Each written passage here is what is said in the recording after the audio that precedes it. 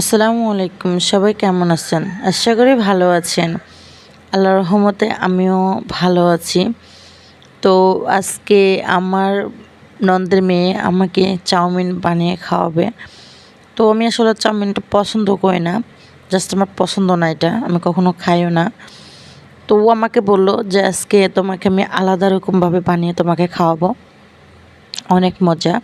তো খেয়ে দেখবা, যারা খেতে চান না তারা এভাবে একবার বানাবেন। বানালে আপনার খেতে ইচ্ছা হবে 100%। জাস্ট অনেক অনেক মজা হয় এটা।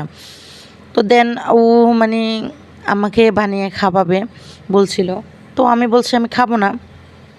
তো বলছে যে আমি যেভাবে করছি তুমি এভাবে একবার মানে বানিয়ে যদি খেতা তাহলে তুমি বুঝতা। তো আমি বলছি না আমি করবো না, খাবো না।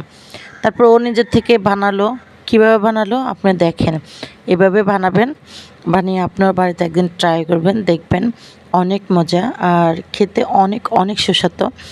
তো খেতে অনেক সুস্বাদু লাগে। আপনি জাস্ট একবার বানিয়ে খেয়ে দেখবেন, বাড়িতে ট্রাই করে দেখবেন, অনেক মজা। জাস্ট আমি ফ্যান হয়ে গেছি এটার, অনেক ভালো লেগেছে।